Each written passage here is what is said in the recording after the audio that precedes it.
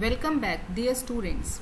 We are in quadratic equations, and in this particular part I am going to discuss about how can we solve the world problems on quadratic equations. In this particular video lesson I am going to discuss about how can we solve the problem on numbers, problem on ages, and problem on speed and time. So let us start. The sum of the square of two consecutive even numbers is 340. First of all, in such kind of questions, you have to understand the theory whichever is written here. Sum of square of two consecutive even numbers. ठीक है, तो इसका मतलब है if I am taking x as a even number, then next even number should be x plus 2. If someone by mistakenly put x plus 1 there, then that is not even number. Okay, तो दो even numbers के बीच में difference कितने का होगा? 2 का ही होगा. तो if we are taking x as a first even number, then x plus 2 is the second even number, or it may be you can also written like x minus 2 is also the even number. Now अब according to the question हमें क्या करना है? इनका square करना है. पहले सम of square है, ठीक है, तो हम इनको रेस्पेक्टिवली स्क्वायर करेंगे, x square and x plus 2 whole square, और उनका जब सम करेंगे तो अकॉर्डिंग टू द क्वेश्चन ये कितना है? 340 है. अब आपको जस्ट क्या करना है? सिंपली आपको इसको आइडेंटिटी से ओपन करना है और जो भी सिमिलर टर्म्स हैं उनको ऐड और सब्ट्रैक्ट करने के बाद जो इक्वेशन आपके पास बचेगी that will be the quadratic equation, and you have 3 methods to solve. By any of the method you can solve it. Now this is x square plus x plus 2 whole square, तो x plus 2 whole square क्या होगा? x square plus 4 plus 4x, and x square is already here, तो it will become 2x square plus 4x, और ये 4 जब ये 340 आप इधर लेकर आओगे तो ये माइनस का होगा. 340 में से आप जब 4 सब्ट्रैक्ट करोगे तो आपके पास -336 आएगा, क्योंकि साइन हमेशा ग्रेटर नंबर का हम पुट करते हैं. अब आप देखेंगे 2 और 4 और 336 के अंदर 2 कॉमन है, तो हम 2 को कॉमन लेके 0 में सेंड करेंगे और ये इक्वेशन आ जाएगी x square plus 2x minus 168. अब आपको जो भी मेथड इजी लगता है आप उससे इसको सॉल्व करो. तो मैं यहाँ पर क्या कर रही हूँ? I am splitting the middle term. तो यहाँ पर जब आप 14 और 12 लेते हो तो 14 into 12 is 168 and 14 minus 12 is plus 2. ठीक है, तो अब इसको ऐसे लिख लिया है. अब फर्स्ट 2 टर्म में से हम कॉमन ले लेंगे, तो फर्स्ट 2 टर्म में कॉमन है x, और यहाँ पर हमारे पास x प्लस 14 आ जाएगा. नेक्स्ट 2 टर्म में आपको माइनस भी कॉमन नज़र आ रहा होगा, एज वेल एज 12 भी कॉमन नज़र आ रहा होगा. तो 12 लिख लिया हमने कॉमन, और पीछे जो बचा दैट इज़ x प्लस 14 वो लिख दिया. Now in this 2 terms we have x plus 14 as common, और ये पीछे x माइनस 12 आपके पास ये आ गया है. ठीक है, तो अब क्या होगा? Either this is equal to 0 or this is equal to 0. तो हम यहाँ पर क्या करेंगे? x plus 14 is equal to 0, तो x आपके पास माइनस 14 आ जाएगा. ठीक है, और दूसरा x minus 12 is equal to 0, तो x आपका क्या आ जाएगा? 12. So we can here reject x is equal to minus 14. So the required numbers are 12 and 14. After rejecting minus 14 we have the only value x is equal to 12, and if one number is 12 then another will be 12 plus 2, that is 14. Now next is a 2-digit number is such that the product of its digit is 18. When 63 is subtracted from the number, the digit interchange their places. Find the number. तो इस type के question को करने के लिए सबसे पहले हम हमारे बचपन के दिनों में चलते हैं, जहाँ पर हमने ये सीखा था what is the place value and what is the face value. अगर हम 2 डिजिट नंबर की बात करते हैं तो 2 डिजिट नंबर को सपोज अगर मैं x और y लिख देती हूँ, x y, तो जब हम इनकी प्लेस वैल्यू के फॉर्म में जब हम इसको लिखते हैं तो x इसकी कौन सी प्लेस पर है? 10th प्लेस पर है, और y इसके यूनिट प्लेस पर है. तो x की प्लेस वैल्यू क्या होगी? इज़ इट 10x, और y की प्लेस वैल्यू क्या होगी? वो होगी सिंपली y. तो आप क्या करोगे?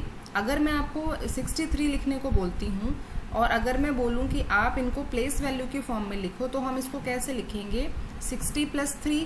ठीक है, इसी वे में अगर आप नंबर x और y मानते हो, यानी x y आपका 2 डिजिट नंबर है, तो प्लेस वैल्यू के फॉर्म में जब हम इस नंबर को लिखेंगे तो हम क्या लिखेंगे 10x प्लस y। और अगर कोई आपको बोलता है नंबर को इंटरचेंज करो, यानी x और y इंटरचेंज हो जाएं, तो आप ये देखेंगे कि y अब 10th प्लेस पर आ गया है और x इसके यूनिट प्लेस पर चला गया है। तो वहाँ पर आप जब हम नंबर को लिखेंगे तो जब भी हम 2 डिजिट नंबर को रिवर्स करेंगे तो ये क्या होगा 10y प्लस x होगा। ठीक है, बस आपको ये ज़रा सी थ्योरी अपने दिमाग में रखनी है। 10th unit digit of the required number is x, first of all हमें अज्यूम करना है, और यूनिट प्लेस क्या है y है। तो नंबर x और y का प्रोडक्ट 18 गिवन है क्वेश्चन में। तो अब हम क्या कर रहे हैं, y को यहाँ पे रखेंगे और x को अपॉन में ले जाएंगे, तो ये y क्या आ गया 18/x। अब आप यहाँ पर देखेंगे कि क्वेश्चन के अकॉर्डिंग आपको ये बोला गया है when 63 is subtracted from the number. तो अगर आप यहाँ पर एक्स वाई माइनस 63 लिखते हो तो और फिर यहाँ पर नंबर को रिवर्स कर रहे हो तो वाई एक्स आ रहा है, तो इससे आप कभी भी सॉल्यूशन नहीं कर पाएंगे। तो जब भी कोई प्लस या माइनस करना है नंबर से तो हम उसको उसकी प्लेस वैल्यू की फॉर्म में लिखेंगे, उसको एक्सपेंड करके लिखेंगे। ठीक है, तो यहाँ पर हमने क्या लिखा, यही नंबर को हम ऐसा भी लिख सकते हैं 10x प्लस वाई। अब इसमें से हमें क्या करना है 63 सब्ट्रैक्ट करना है, क्योंकि स्टेटमेंट कह रहा है when 63 is subtracted from the number the digit interchange their places. तो जैसे ही हम इसको सब्ट्रैक्ट करेंगे तो नंबर क्या बन जाएगा, डिजिट्स को इंटरचेंज करने से जो नंबर होगा वो बन जाएगा। तो ये क्या आ गया 10y plus x।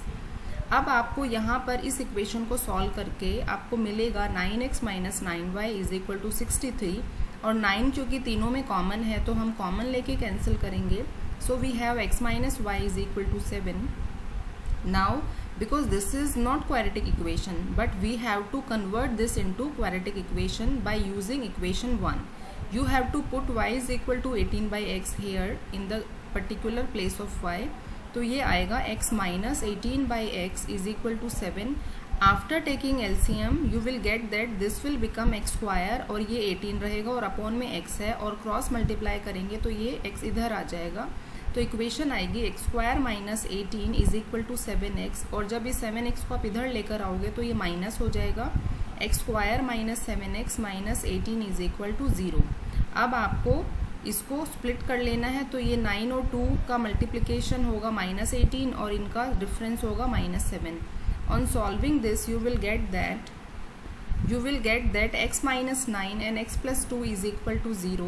So when you place x minus 9 is equal to 0, you will get x is equal to 9, and when you place x plus 2 is equal to 0, then you will get x is equal to minus 2.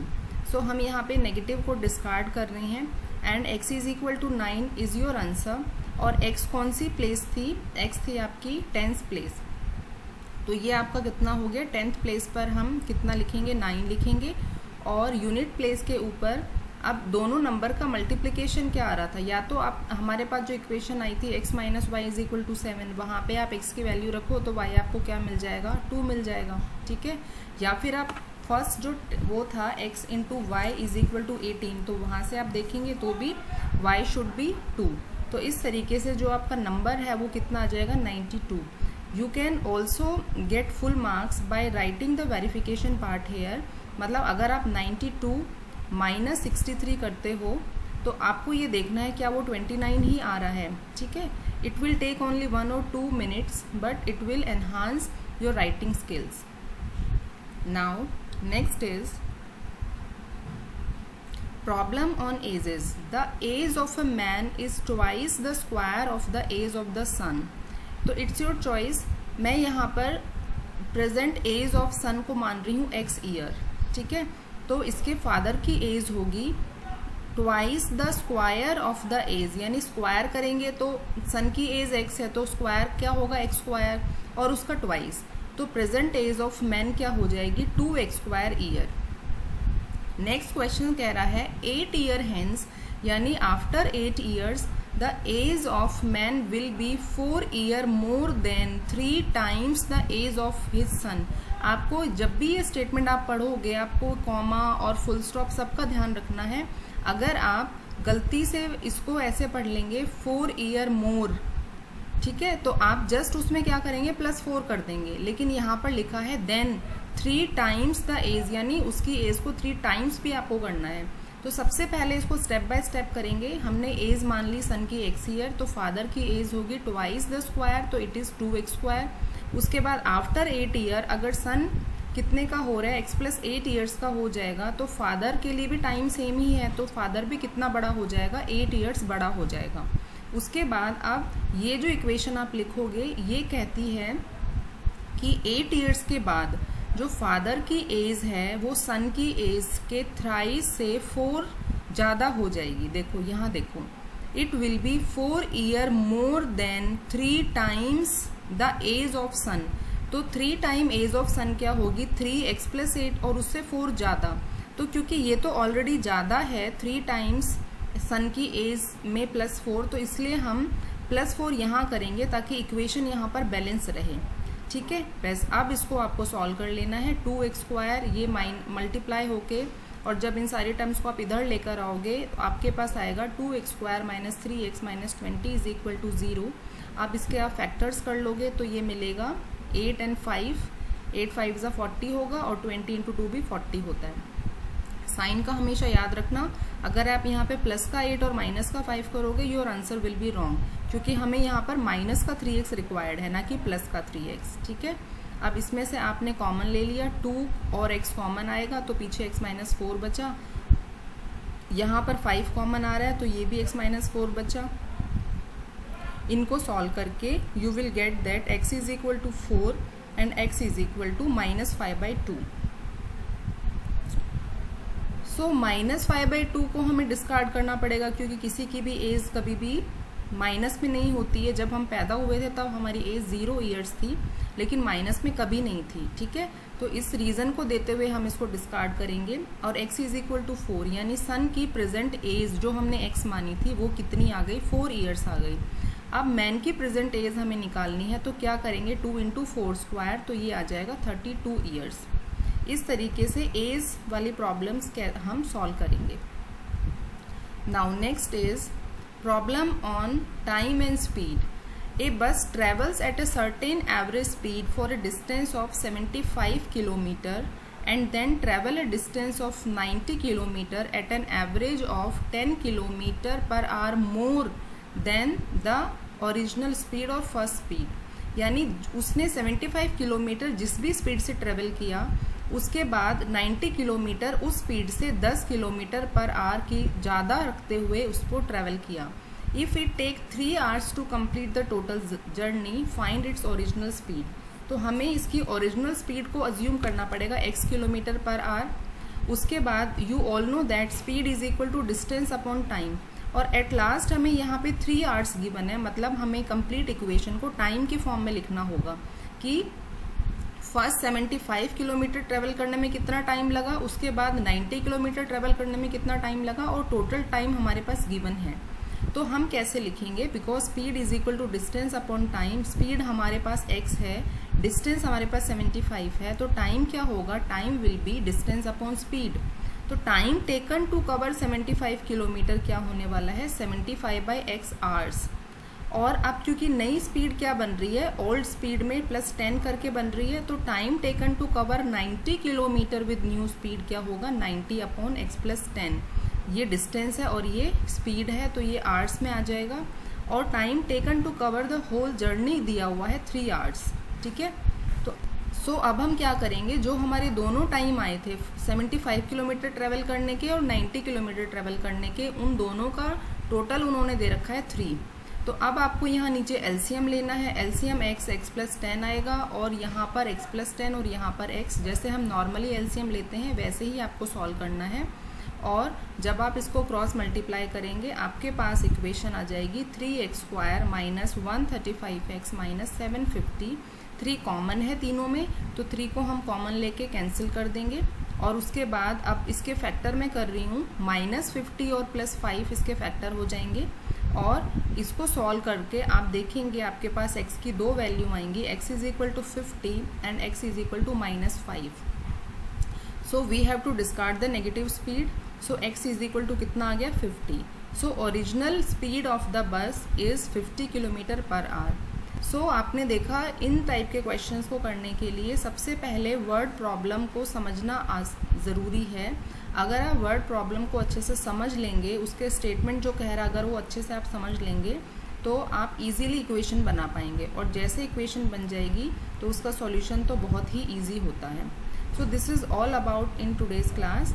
In the next class, I am going to discuss about problem on time and work, problem on pipe and cisterns, and problem on areas. So don't miss that particular lecture. Thank you for watching.